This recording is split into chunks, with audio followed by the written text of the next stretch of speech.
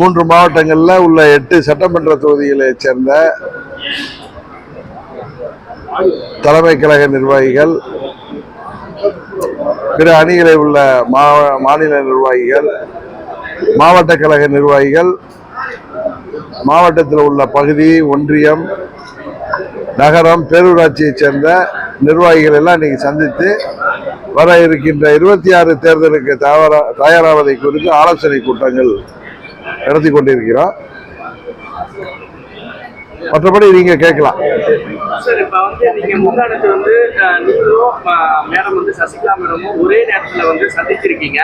இது ஒரு அரசியல்ல சேர்றதுக்கான ஒரு இதா எதிர்பார்க்கலாம் இல்ல?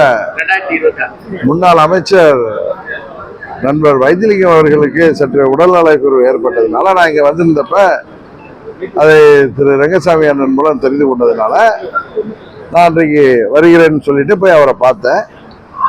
பொதுவாக உங்களுக்கு தெரியும், அரசியல்ல உள்ளவங்க சந்திக்கிறப்ப அரசியலும் பேசுவோம். ஆனா நான் போனதே அவருடைய உடல்நலம் சம்பந்தமா விசாரிக்க தான். அதை தாண்டி ஒண்ணும் இல்லை. 2026 ஒண்ணு சேர்றதுக்கான வாய்ப்பு யாரு?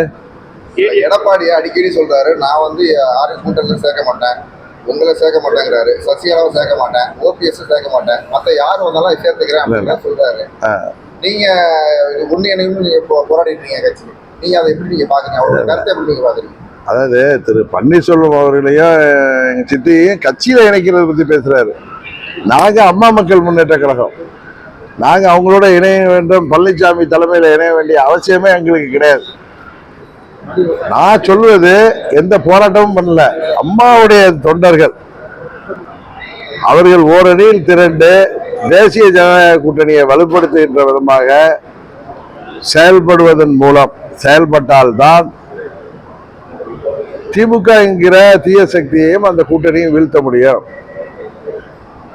அப்படின்னு சொல்றேன். இன்றைக்கு இரட்டை இலை சின்னமும் அம்மாவின் கட்சியின் பெயரும் அந்த கட்டிடமும் பழனிசாமிகிட்ட இருக்கிறதுனால அது தொடர்ந்து தோல்விகளை சந்தித்து வருகின்ற இயக்கமாக 10 முறை நடந்த தேர்தல் பழனிசாமி தலைமை பொறுப்புக்கு வந்த பிறகு அவர் ஆளுங்கட்சியாக இருந்த 4 ஆண்டுகள், இப்பொழுது 4 ஆண்டுகள்ல 10 தொடர் தோல்விகளை சந்தித்து இரட்டை இலை மிகவும் பலவீனமாகி வருகிறது. அந்த கட்சி பலவீனமாகி வருவது என்பது எல்லோருக்கும் தெரிந்த உண்மை. அங்கு உள்ள நிர்வாகிகளும் தொண்டர்களும் இரட்டை இலை பழனிசாமிகிட்ட இருக்கு, அவர்கிட்ட பணபலம் இருக்குங்கிறதுனால அவருக்கு தொடர்ந்து காவடி தூக்கி வந்தீங்கன்னா 26 தேர்தலுக்கு முன்பு பின்னால அந்த கட்சியை பழனிசாமி இல்லாமல் செய்து விடுவார். தன் மீது வழக்குகள் வந்து விடக்கூடாதுங்கிற பயத்துக்காக அந்த மாபெரும் மக்கள் இயக்கத்தை சுயநலத்திற்காக கேடயமாக பயன்படுத்தி வருகிறார். கொலைநாடு கொலை கொள்ளை வழக்கு முதல் அவர் 4 ஆண்டு ஆட்சிகள் அவருடைய தவறான நிர்வாகத்தால் ஊழல் முறைகேடுகள் ஏற்பட்டு அவர்கள் மீது எல்லாம் வழக்கு வந்து கொண்டிருக்கிறது. முன்னாள் அமைச்சர்கள் மீது தன் மீது வழக்கு வரக்கூடாது என்பதற்காக திமுகவிற்கு பயந்து கொண்டு திமுக பாராளுமன்ற தேர்தல் உட்பட இன்றைக்கு வெற்றி பெறுவதற்கு மறைமுகமாக இரட்டை இலையை பயன்படுத்தி வருகிறார். அதனால நீங்க எல்லாம் விழித்துக் கொள்ளவில்லை என்றால் உங்கள் மீது பெரிய பழி வரும். 26 தேர்தலுக்கு பிறகு நாங்கள் எல்லாம் சேர்ந்துதான் உங்களுக்காக நாங்கள் அதை மீட்டு தர வேண்டிய நிலைமை வரும். அதனால விழித்துக் கொள்ளுங்கன்னு சொல்றோம். அதுதான் எங்களுடைய நிலைப்பாடு. அவர்கள் தேர்தலுக்கு முன்பே விழித்துக் கொள்வதற்கான முகாந்திரங்கள் தெரிய வந்து இருக்கிறது. அதனால நல்ல செய்தி வரும் என்று அம்மாவின் தொண்டர்கள் எல்லோரும் நம்பிக்கை இருக்கும். அவ்வளவுதான். இதுல அவங்க வந்தாலும் வரலனாலும் நாங்க தேசிய ஜனநாயக கூட்டணியை தொடர போறோம், திமுகவை எதிர்த்து போராட போறோம், வெற்றி பெறணுங்கிறதுக்கு எல்லா முயற்சிகளையும் செய்ய போறோம். மும்மொழி கொள்கையை பத்தி நீங்க பிஜேபியில இருக்கீங்க, ஆதரவோட இருக்கீங்க. மும்மொழி கொள்கை எதிர்த்துட்டு தமிழ்நாடு, நீங்க ஒரு தமிழனா நீங்க அதை எப்படி நீங்க ஆதரவு தெரிவிக்கிறீங்களா, எதிர்ப்பு தெரிவிக்கிறீங்களா? எந்த அடிப்படையில சொன்னீங்க ஆதரவு தெரிவிக்கிறீங்களா, எதிர்ப்பு தெரிவிக்கிறீங்களா? நான் ஏற்கனவே இந்த புத்தகத்தை நான் படிச்சிருக்கேன். ஆக்கி மூர்த்திங்கிறவர் அண்ணாவின் நேர்காணல்ங்கிற ஒரு புக்கை தொகுத்திருக்காங்க. ஏற்கனவே நான் படித்தது இல்லை, படித்தவர்கள் சொல்ல கேட்டதை நான் உள்வாங்கியிருக்கேன். அதன் அடிப்படையில் தான் நான் என்ன நேற்று சொன்னேன்னு உங்களுக்கு தெரியும். அண்ணா, பேரறிஞர் அண்ணா என்கிற அந்த மாமனிதர் தொலைநோக்கு சிந்தனை உள்ளவர், உள்ளத்துல நடுநிலையாக உண்மையாக பேசக்கூடியவர். அவருடைய பேச்சுகளும் எழுத்துக்களும் காலங்காலத்திற்கு பொருந்தக்கூடியது. அது அவர் வாழ்ந்த காலத்திற்கு மாத்திரமல்ல, என்றைக்கு பொருந்தக்கூடிய ஒரு தீர்க்கதரிசி அவர். அவர் இன்றைக்கு இருந்திருந்தால் உறுதியாக இந்த கால சூழ்நிலையில மூன்றாவது ஒரு மொழி வேண்டும் என்பதை ஒத்துக்கொண்டிருப்பார் அப்படின்னு சொன்னேன். அதை நிறைய பேர் அந்த திமுகவிற்கு சாதகமானவர்கள் பல பேர் அதை வந்து எனக்கு எதிராக சோசியல் மீடியாவிலாம் சொன்னாங்க.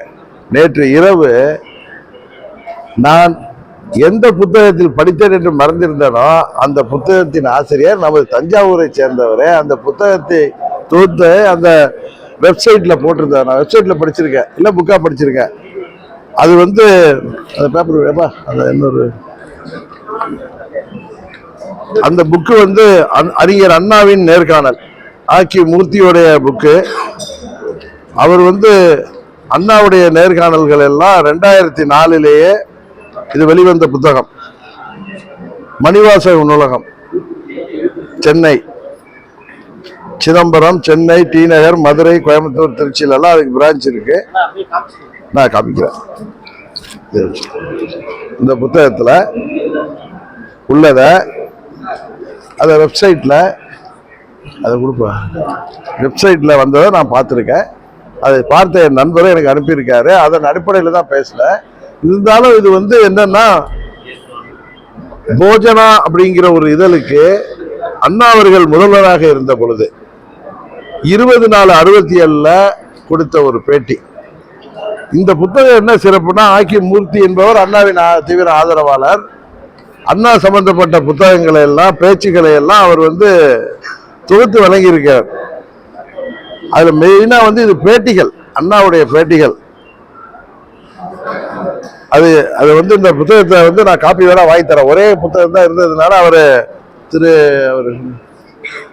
தான் உங்களுக்கு தான் தெரிஞ்சிருக்கும். VS ராமலிங்கம், அவருடைய சன் செம்பியன். VS ராமலிங்கம் அவர்கள் இல்லை, அவர் பையன் செம்பியன் வந்து இதெல்லாம் தொகுத்து வழங்குறதுல நான் அதை பார்த்துட்டு அவரை கான்டாக்ட் பண்ணப்போ அவர் இந்த ஒரே புத்தகம் இருந்துச்சு, எடுத்துக்கூடாது, காலம்பரை கொடுத்துட்டு போனார். அதுல வந்து 24வது பக்கத்துல உள்ளதுதான் நான் இப்ப படிக்கிறேன். 24வது பக்கத்தை காமிக்கிறேன். அண்ணா அவர்கள் சொல்லியிருக்காங்க, அந்த தலைப்பு என்னன்னா, ஒரே கட்சி ஆட்சி இந்தியாவுக்கு ஏற்றதில்லைங்கிற தலைப்புல அவர் போஜனா பத்திரிகைக்கு ஏப்ரல் 20/67 கொடுத்த பேட்டியில 3 கோரிக்கைகள். தனி திராவிட நாடு கோரிக்கையை கைவிட்ட போதிலும் தன் 3 அடிப்படை கோரிக்கைகளை திமுக கைவிடவில்லைன்னு அண்ணா சொல்லியிருக்காரு. எங்களுடைய மொழியும் கலாச்சாரமும் காப்பாற்றப்பட வேண்டும். இந்திய கூட்டாட்சிக்குள் எங்கள் மாநிலத்திற்குரிய அரசியல் உரிமைகள் பாதுகாக்கப்பட வேண்டும். 2, எங்களுடைய பொருளாதார முன்னேற்றத்திற்கு உறுதிமொழி தேவை. தனி நாடாக பிரிந்தால்தான் இந்த பாதுகாப்பு கிடைக்கும் என முதலில் நினைத்தோம். ஆனால் சீன படையெடுப்பிற்கு பின்பு இந்தியாவின் ஒரு பகுதியாக செயல்படுவதன் அவசியத்தை உணர்ந்து கொண்டோம். அதனாலதான் தனித்தமிழ்நாடு கோரிக்கை விட்டதுல அது ஒரு காரணம். அதற்கு பிறகு தொடர்பு மொழிங்கிற பேர்ல அண்ணா அந்த அவங்க கேள்விக்கு பதில் சொல்லியிருக்காரு. காலப்போக்கில் அனைத்து இந்தியாவிற்கும் ஒரு பொது தொடர்பு மொழி உருவாக வேண்டும். அதுவரை ஆங்கிலமே இணைப்பு மொழியாக நீடிக்க வேண்டும். 14 தேசிய மொழிகளுக்கும் சம மதிப்பு அளிக்கப்பட வேண்டும். காலப்போக்கில் அனைத்து இந்தியாவிற்கும் ஒரு பொது தொடர்பு மொழி உருவாக வேண்டும் சொல்லியிருக்காரு. இப்ப நல்லதுறை கூட என்ன கேட்டாருன்னா, அது அவருக்கு ஒண்ணு ஹிந்தின்னு சொல்ல, நானும் ஹிந்தின்னு சொல்லல.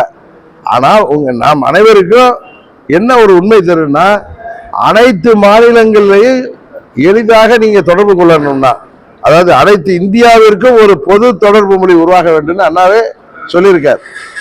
யாரை நம்மளாம் பின்பற்றுறோமோ, யார் பேரை சொல்லி கட்சி நடத்துறோமோ, யார் பேரை சொல்லி ஆட்சி நடத்துறோமோ, அண்ணா அன்றைக்கு இந்தியை எதிர்த்து போராடினார், அன்றைக்கு இந்தி மொழி திணிக்கப்பட்டப்போ போராடினார், மீண்டும் மொழி போரெல்லாம் சொல்றாங்களே.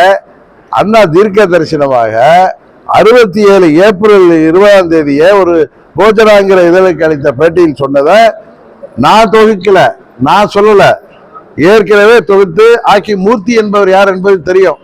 அதை வெளியிட்டவர்கள் யார் என்பதும் தெரியும். இதை வந்து வெப்சைட்ல வெளியிட்டவர்கள் உங்களுக்கு எல்லாம் நல்லா தெரியும். அது தஞ்சாவூர்ல சேர்ந்த VS ராமலிங்கம். அவரும் அவருடைய மகன் செம்பியனும் தலைவராகவும் செயலாளராகவும் இருக்க அண்ணா பேரவை சார்பாக வந்தது. நீங்க வேணா அவரை அனுபவித்து கேட்டுக்கலாம். அவர்கிட்ட இந்த புக்கை வாங்கி படிச்சேன். இதுல அனைத்து இந்தியாவிற்கும் ஒரு பொது தொடர்பு மொழி வேண்டும்னா எந்த மொழி யதார்த்தமா ஒரு மொழியை நம்ம மூணாவது, இப்ப தமிழ் ஆங்கிலம் முக்கியம் அண்ணா சொல்லியிருக்காரு, நம்ம படிக்கிறோம். ஒரு தமிழனா நம்ம படிக்கிறோம். நீங்க கேட்ட கேள்விக்கு இந்தியா முழுவதும் நாம் சென்று வேலை பார்ப்பதற்கோ தொடர்பு மொழி ஒன்று இருப்பது ஒரு காலப்போக்கில் ஒரு தொடர்பு மொழி வேண்டும் என்பதை அண்ணா அன்றே உணர்ந்திருக்கிறார். கிட்டத்தட்ட 60 ஆண்டுகளுக்கு முன்பு சொன்ன அண்ணாவின் அந்த வார்த்தைகள் மெய்யாகின்ற சூழ்நிலை இன்றைக்கு உலக நாடுகளை தொடர்பு கொள்வதற்கு எப்படி ஆங்கிலம் பயன்படுகிறதோ, ஏன்னா நானே ஹிந்தி படிக்காததுனால எனக்கு ஆங்கிலம் தெரிஞ்சிருந்தோம். டெல்லியிலலாம் போயிருந்தப்ப நான் ஏதோ ஒரு கடைக்கு போறப்ப நான் அதுல பட்ட கஷ்டங்கள் தெரியும். எத்தனையோ பேருக்கு தெரியும். அங்க தமிழ்நாட்டை விட்டு நாங்க வெளில போக மாட்டோம், இங்கதான் இருப்போம் முடிவெடுத்தவங்கள 3வது மொழி தேவையில்லை. கேளுங்க, காலப்போக்கில் அனைத்து இந்தியாவிற்கும் ஒரு பொது தொடர்பு மொழி உருவாக வேண்டும் சொல்றார். அவர் எதை சொன்னாருன்னு தெரியாது. எது எளிதான ஒரு தொடர்பு மொழியை அதை நம்ம படிச்சா, ஒரு மொழியை படிச்சா 3வது படிச்சா இந்தியா முல்லா தொடர்பு பண்ற மொழியை நான் அதை எப்படி பாக்குறேன்னா, அண்ணா அதை ஹிந்தின்னு சொல்லலை. ஏன்னா நீங்க அதுக்கு ஒரு வாக்குவாதத்துக்கு வருவீங்க. இப்ப எங்க மாணவர் அடிச்சாளர் கூட அது அண்ணா அதை சொல்லலன்னு வக்கீலா சொன்னாரு. நீங்க இன்பிட்வீன் லைன்லாம் பேசாதீங்க.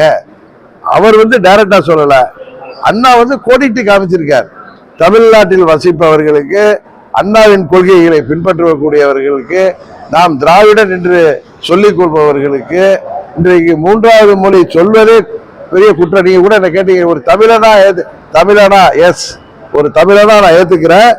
நான் பெரிதும் மதிக்கின்ற பேரறிஞர் அண்ணா காலப்போக்கில் அனைத்து இந்தியாவிற்கு ஒரு பொது தொடர்பு மொழி உருவாக வேண்டும் என்று சொல்லியது இந்த புத்தகத்தில் வந்திருப்பது தொகுப்பு.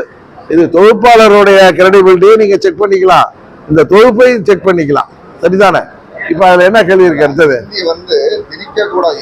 தனிப்பட்ட மனிதனோட ஒரு மொழியை கத்துக்கிறது ஒரு தனிப்பட்ட மனிதன். நம்ம வெளிநாட்டுக்கு போறோம், வெளிமாநிலத்துக்கு போறோம், அது சொந்த விருப்பப்படி பண்ணிக்கிறது.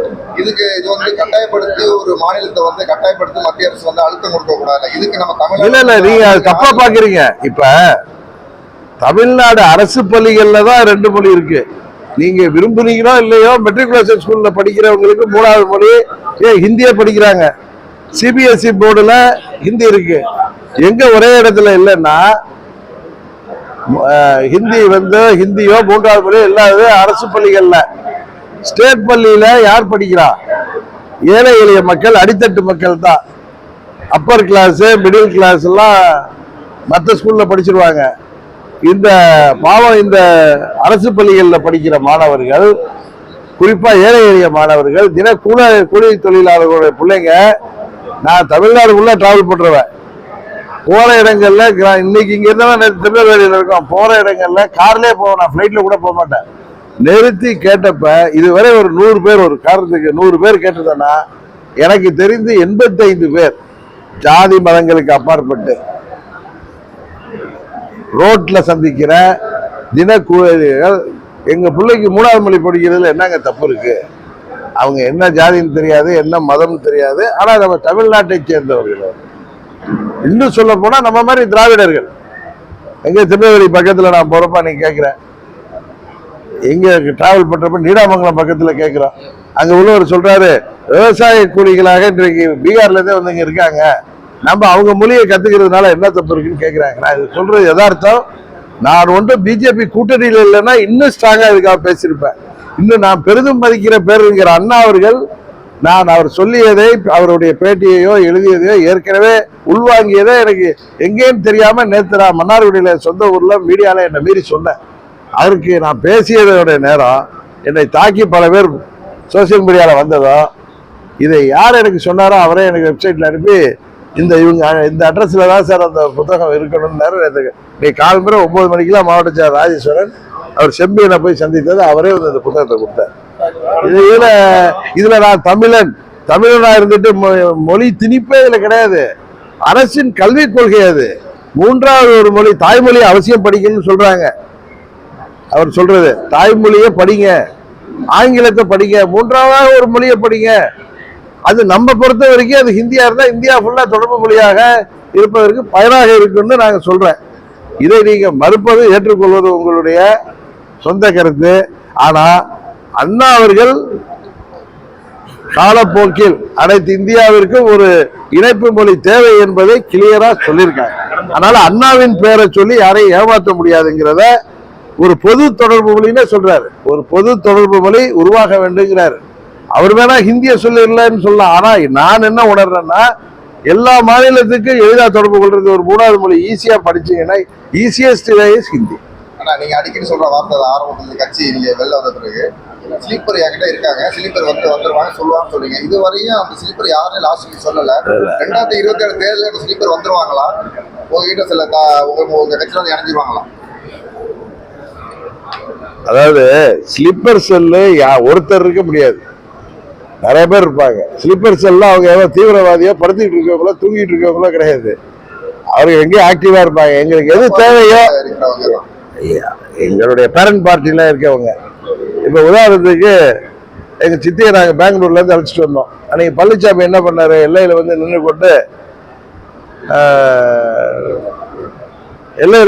கொண்டு போலீஸ் அவர் யார ஒருத்தர் இருந்தாரு, என்ன ராஜேஷ் தாஸ் பெரிய படையோட நின்று வண்டியில புடுங்கணும்னு சொன்னார்.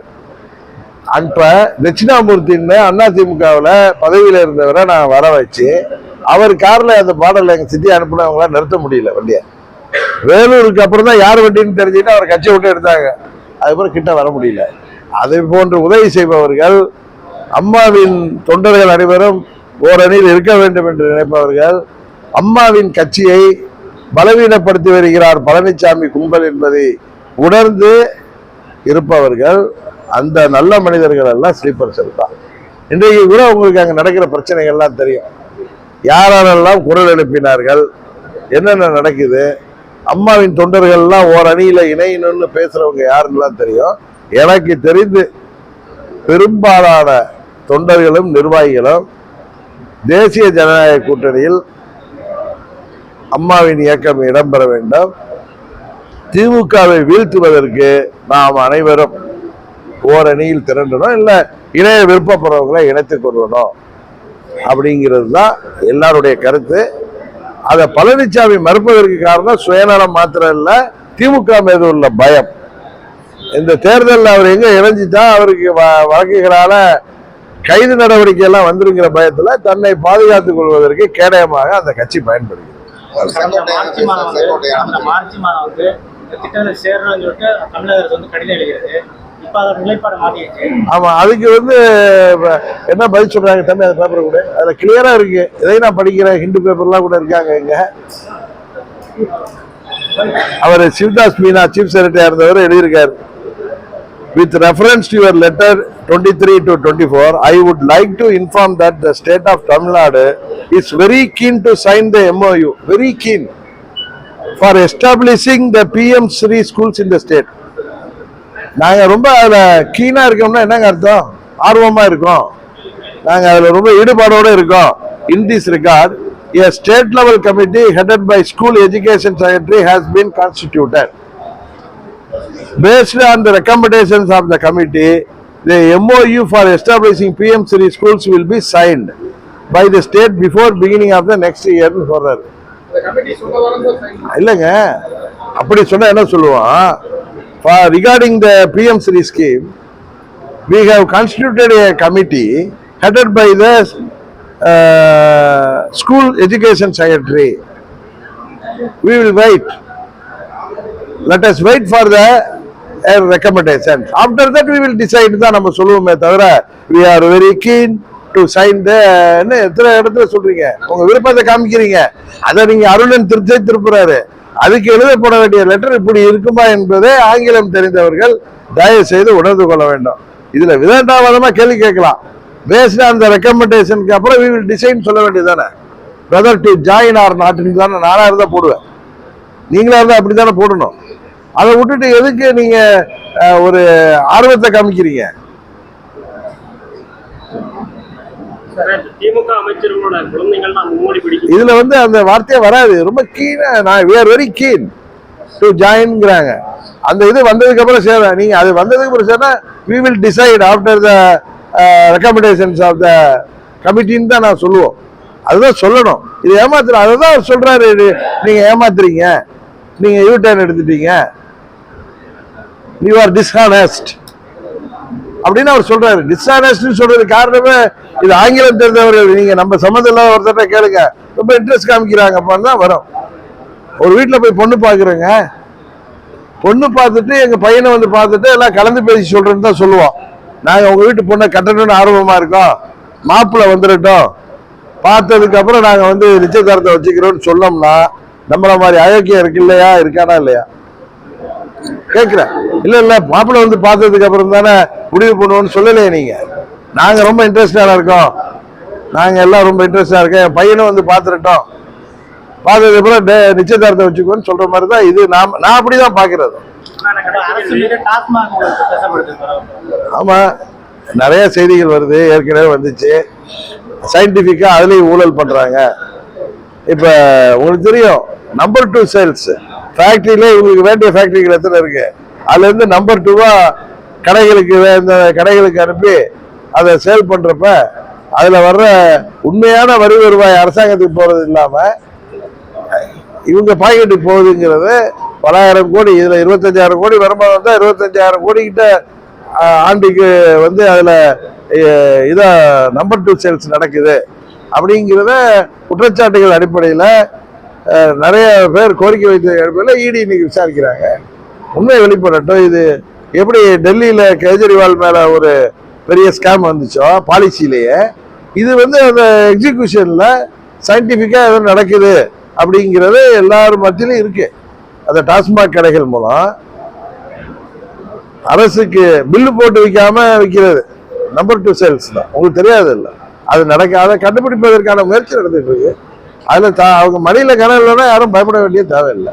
இப்ப தமிழக அரசோட வரியை எடுத்துக்கிட்டு நிதியை வந்து மத்திய அரசு வழங்க மாட்டேங்குது, இருக்கிறதே அவர்கள் தான் அநாகரிகமானவர்கள் அப்படின்னு ஸ்டாலின். அது இதே மாதிரி பேசுறது தான் அநாகரிகம். இப்ப தமிழ்நாட்டுல 30 மாவட்டத்திட்ட இருக்கா, பிரிச்சிருக்காங்களா? இப்ப கோயம்புத்தூர்ல இருந்து நிறைய இன்கம் வரும், அங்க மெட்ராஸ்ல இருந்து நிறைய இன்கம் வரும், திருப்பூர்ல இருந்து நிறைய இன்கம் வரும். ஏன்னா நிறைய தொழிற்சாலைகள், நிறைய ஃபேக்டரிஸ் இருக்கு. நம்ம தஞ்சை மாவட்டத்தில் எவ்வளவு ஃபேக்டரி இருக்கு? இங்க விவசாய வருமானம் தான். புதுக்கோட்டையில என்ன வருமானம் வர முடியும்? ராமநாதபுரத்துல என்ன வருமானம் வர முடியும்? அங்க தூத்துக்குடியில இருந்து என்ன வருமானம்? அங்க கூட ஃபேக்டரி இருக்கு. அங்க எங்க இருந்து அரசுக்கு இன்கம் டாக்ஸுக்கு வருமானம் அதிகமா கட்டுறோமோ, எங்க இருந்து ஜிஎஸ்டி அதிகமா வருதோ தொழில் இருக்கு. இப்ப டவுன்ல இங்க தஞ்சாவூர்ல இருந்து ஜிஎஸ்டி அதிகமா இருக்கும், பக்கத்துல உள்ள கிராமத்துல இருந்து இருக்காது. அப்படின்னா நீங்க என்ன கேட்குறீங்கன்னா, தஞ்சாவூர் கொண்டுதான் ஸ்கீம் கொடுக்கணும், பக்கத்தில் உள்ள அந்த கிராமத்துக்கு கொடுக்க கூடாதுன்னு சொல்ற மாதிரி இப்ப தமிழ்நாடு பட்ஜெட் எல்லா மாவட்டத்துக்கு சேர்த்தானே போடுறாங்க. இதுல வந்து எங்களுக்கு வேணா ஸ்கீம் கேளுங்க, அதை விட்டுட்டு எங்கள்கிட்ட இருந்து நிறைய வருதுன்னு இவர் கட்டல. இங்க செய்யற தொழில்கள்ல இருந்து வர்ற வருமானம் இன்கம் டாக்ஸ்ல போகுது, ஜிஎஸ்டியில தொழில்கள் மூலம் வர வருமானம் வருது. அது இந்தியா முழுமைக்கு தானே அங்க பிரிச்சு கொடுக்க முடியும். இப்ப தமிழ்நாட்டுல வர்ற வருமானம் எங்க இருந்து வருதோ கோயம்புத்தூருக்கு தான் கொடுக்க முடியுமா, இல்ல திருப்பூருக்கு மாத்திரம் கொடுக்க முடியுமா, இல்ல சென்னைக்கு மாத்திரம் கொடுக்க முடியுமா? அதே மாதிரி எல்லா மாவட்டத்துக்கும் பிரிச்சு கொடுக்கறத அவர் செய்யறப்ப ஒரு மத்திய அரசாங்கம் எல்லா மாநிலத்தையும் கொடுக்க முடியும். இதுல டிஸ்ஆனஸ்ட்ங்கிறத இவங்களுடைய ஏமாற்று வேலை தானே. இவங்க தான் சயின்டிபிக் கரப்ஷனுக்கு உள்ளவங்க. இவங்க எந்த இப்ப அரிட்டாப்பட்டியில அந்த டங்ஸ்டனையும் முதல்ல அதுக்கு ஒரு தலையை காமிக்கிறது, பாம்புக்கு மீனுக்கு தலையையும் பாம்புக்கு வாழையும் காட்டுற மாதிரி இவங்க நடந்துக்கிறாங்கிறது ஊரறிஞ்ச விஷயம். அதை வந்து அவர் அதையும் திசை திருப்புறது. நீங்க அவர் வந்து தமிழ்நாடு எம்பிஸ் பத்தி பேசினா மக்களை பத்தி பேசுறோம். மாநில அமைச்சர் இருமொழி கொள்கை படிக்கிறாங்க, பிரெஞ்சு படிக்கிறேங்கிற அதான் உண்மை. இவங்க நடத்துற ஸ்கூல் எல்லாம் சென்ட்ரல் போர்டு ஸ்கூல், எல்லாரும் ஹையர் செகண்டரி ஸ்கூல் போர்டு நடத்த வேண்டியதானே. ஸ்டாலின் குடும்பம் எல்லாம் தமிழர் தானே, அங்க ஏன் ஹிந்தியை கற்பிக்கணும்? இல்லங்க, அதுதான் நீங்க எதுக்கு டாஸ்மாக் கடை வைக்கணும், நீங்க வந்து கூல்ட்ரிங்க் கடை வைக்கலாம்ல. அதே மாதிரி இல்லங்க, சிபிஎஸ்இ போர்டு தான் நீங்க வைக்கணும்னு அவசியம் என்ன இருக்கு? ஹையர் செகண்டரி போர்டு ஸ்கூல் வைக்க நடத்தக்கூடாதா? நீங்க நான் கேட்கிறேன், நீங்க தான் திராவிடன் தமிழன் இந்தியா எங்களுக்கு ஆகாதுங்கிறோம்ல. ஏன்னா தமிழன்னா ஹிந்தி படிக்க கூடாதுன்னு சொல்ற நீங்க ஹிந்தி எதுவும் சொல்லி கொடுக்குறீங்க? நீங்க உங்க school higher secondary board school ஆரம்பிக்க வேண்டியதானே. தமிழ்நாடு எஜுகேஷன் பாலிசி மத்திய அரசு சிபிஎஸ்இ ஸ்கூல்ல அப்புறம் அதுதான் நீங்க ஆரம்பிக்கணும். உங்களுக்கு மீன் வேணும்னா நீங்க மீன் கடை தானே வைக்கணும். நீங்க காய்கறி சாப்பிடுங்க. ஏதாவது தமிழ் என்னாச்சா? நான் ஹிந்தி படிக்க கூடாது அப்படியே ஹையர் செகண்டரி போர்டு நடத்த வேண்டியதானே. நீங்க சும்மா நம்மள ஏமாத்தி வராங்க. பிரதர், அதான் உண்மை. இதுக்கு அண்ணாவெல்லாம் இனிமேல் இருக்க முடியாது. இது மாதிரி எவிடன்ஸ் அந்த போஜனா இதெல்லாம் எடுத்துருவோம். அடுத்தது நான் பேசினா எவிடன்ஸ் இல்லாமல் பேச மாட்டேன். நேற்று நீங்க ஆரம்பிச்சப்ப இப்படி எல்லாம் பாய்வீங்கன்னு தெரியும். இன்னைக்கு எடுத்து கொடுத்துட்டாரு. தாவேகா வந்து அதிமுகவோட இணையத்துக்கு டைப் வச்சிருக்கு முனைப்பு காட்டுது அப்படின்ற மாதிரி சொல்றேன். நான் திரும்ப சொல்றேன், நீங்க தான் நம்ம ஊருக்காரங்க. நீங்க அரசியல் கூட்டணிகளை பத்தி ஆர்வமா கேட்கறது தப்பு இல்லை. இந்த ஆட்சியில நடக்கிற அவலங்கள் டெய்லி ஒரு எங்கேயாவது ஒரு கற்பழிப்பு, ஏதாவது ஒரு பள்ளி மையம், பால்வாடி ஸ்கூல்கள், பால்வாடியும் முழங்குற பால்வாடி ஸ்கூல்களில் உள்ள படிக்கிற பொண்ணுங்க முதற்கொண்டு 80 வயது மூதாட்டி வரை இன்றைக்கு பாதுகாப்பு இல்லை. கூலிப்படைகள் எங்க பார்த்தாலும் கொலை செய்யுது. போதை மருந்து கலாச்சாரம் தமிழ்நாடு ஃபுல்லா பரவி கிடக்கு. இந்த அரசாங்கம் இன்றைக்கு என்ன குற்றச்சாட்டுன்னா, இந்த சாராய வியாபாரத்திலையும் ஊழல் செய்யறாங்கன்னு. அதுக்குதான் இடி வந்து இன்றைக்கு அங்கெல்லாம் சோதனை செய்யறாங்க. சயின்டிபிக் கரப்ஷனு. இவங்க வந்து வெளிநாட்டுக்கெல்லாம் போய் சீஃப் மினிஸ்டர் ஏதோ வெளிநாட்டு முதலீடை கொண்டு வர்றாங்கிறாங்க. இங்க கிட்டத்தட்ட 10,000 சிறு குறு நடுத்தர தொழிற்சாலைகள்லாம் மூடப்பட்டு இருக்கு. இந்த ஆட்சி கேவலமான ஆட்சியா போயிட்டு இருக்கு. சட்ட ஒழுங்கு சந்திச்சிருக்குது. அதை பற்றி திரும்ப திரும்ப நீங்க கேள்வி கேட்டால்தான் நாங்க பதில் சொல்றோம். அது இன்னும் புரியாத மக்களுக்கு போய் சேரும். இருக்காரு, அவரை எடப்பாடி ஒதுக்கிட்டாரு.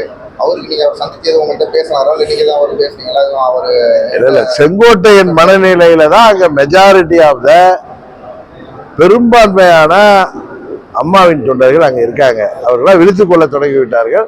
கொஞ்ச நாள் பொறுங்க, எல்லாவற்றிற்கும் ஒரு நல்ல செய்தி கிடைக்கும். முன்னாள் அமைச்சர் செம்மலை வந்து சொல்லியிருக்காரு, உதயசூரிய வந்து சமஸ்கிருதம் தான் அப்படின்னு சொல்லுவாங்க. உதயசூரியனே வந்து சமஸ்கிருதம் தான். உதயசூரியன், சூரியன்கிற வார்த்தையா சான்ஸ்கிரிட் தானே? உண்மைதான் அவர் சொல்றது. கடந்த முறை வந்து ஓபிஎஸ் சிபிஎஸ் வந்து சேர்த்து வச்சாங்க. அதே மாதிரி மீண்டும் சேர்த்து வைக்கிற வாய்ப்பு இருந்தா யார் சேர்த்து வைக்கிறாங்க? அப்போ ஒரு அம்மாவுடைய ஆட்சி தொடரணுங்கிற சென்ஸ்ல பிஜேபி அதை செஞ்சு வச்சாங்கன்னு பன்னீர்செல்வமே சொல்லியிருக்காரு. கவர்னர் 2 பேரையும் சேர்த்து வச்சாரு. இப்ப வந்து பழனிசாமி அவங்களுக்கு அல்வா கொடுத்துட்டு திமுகவுக்கு பயந்துட்டு ஆட்டம் போட்டுட்டு இருக்காரு. அதனால இதற்கெல்லாம் தொண்டர்கள்லாம் சேர்ந்து எல்லாரையும் சேர்த்து வைப்பாங்கிறது தான் என்னுடைய எண்ணம். 2 அரசியல் தலைவர்கள் சந்திச்சாங்க, அப்படிதான் பாக்குறேன். அதிமுக பாஜக கூட்டணி ஏற்பட நீங்க அந்த கூட்டணியில் இருக்கீங்களா? நான் பல முறை சொல்லிட்டேன், நாங்க தேசிய ஜனநாயக கூட்டணியில் இருக்கோம். எங்க கூட்டணிக்கு எந்த கட்சி வந்தாலும் அதிமுக இல்ல, தமிழ்நாட்டில் எந்த கட்சியெல்லாம் திமுக ஆட்சியை வீழ்த்தணும்னு நினைக்கிறாங்களோ அவர்கள் அனைவரும் எங்க கூட்டணிக்கு வர்றவங்க. ஒருவேளை பழனிசாமி வந்தால் அந்த நேரத்தில் நான் எங்க தொண்டர்களோடு சேர்ந்து முடிவெடுத்து எங்க கட்சி தேசிய ஜனநாயக கூட்டணியில போட்டியிடும். தனிப்பட்ட டிடி தினகரன் போட்டியிடுவதை பற்றி அப்போ யோசிச்சு நான் சொல்றேன். மற்றபடி எங்க கட்சி தேசிய ஜனநாயக கூட்டணியில போட்டியிடுவோம்.